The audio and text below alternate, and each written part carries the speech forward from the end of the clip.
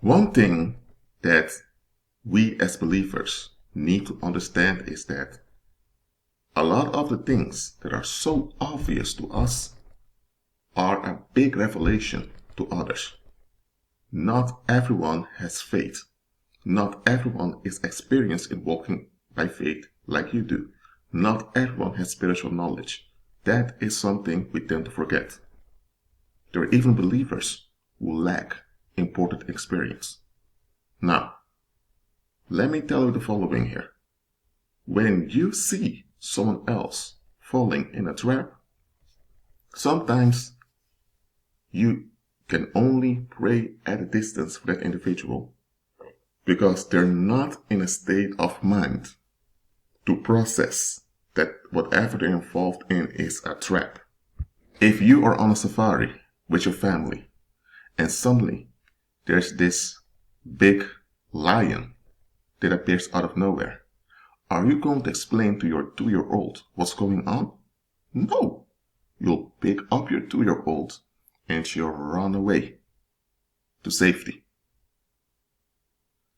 If it's another situation, for example, you are in a store and someone walks into the store and he looks quite angry and you think he has a gun, then you may hint to people around you that something's wrong with the individual. You're not going to hint it towards a 2-year-old because a 2-year-old can't process it. Now, am I undermining other people if they lack knowledge? No, I'm just stating here, just like you would not explain a complex situation to a 2-year-old, you cannot expect everyone to be able to see the obvious. Some of us in the past couldn't see the obvious. It's after being delivered from the toxic ways of thinking of the world that we're able to process things properly now. So be merciful and patient with others who are slow-minded. Just because someone is slow-minded doesn't mean that they are a reprobate, nor does it mean that they have bad intentions.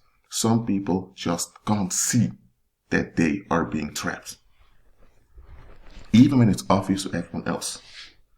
If you're dealing with someone that's slow-minded, you may even get into conflict with them unnecessarily. So don't confront them, but pray for them, cover them, and when the Holy Spirit leads you, hint them away from the trap. So if they are in a toxic sexual relationship, ask them constructive questions when you can, so they can realize, hold on a minute, what I'm in now may not be so good.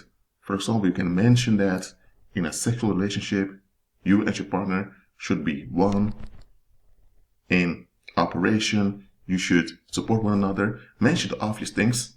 And after a while, the individual realizes, but hold on a minute, I don't have any of that over here. So maybe it's not good for me. You can do it in such a way by hinting them away from the trap that you're in. But you do that under the guidance of the Holy Spirit. When someone is not slow-minded, but they're just in rebellion against God or in rebellion against reality itself, then don't even waste any effort hinting anything to them. Some people just want to be deceived because they've made up their mind that they don't want to deal with reality. They've made up their mind that they just want to flee and they just want to be left alone at all costs.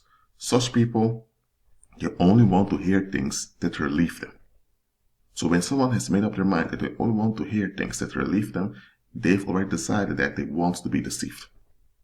So when demons see that someone has made up their mind that they want to be deceived, demons will deceive that individual, and the Most High will tolerate it.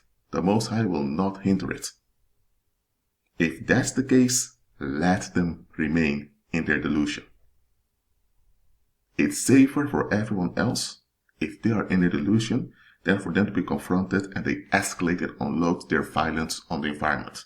Because such people, they've made up their minds that they only want to hear and see things that relieve them. When they cannot get that relief, they will explode to become homicidal on everyone around them.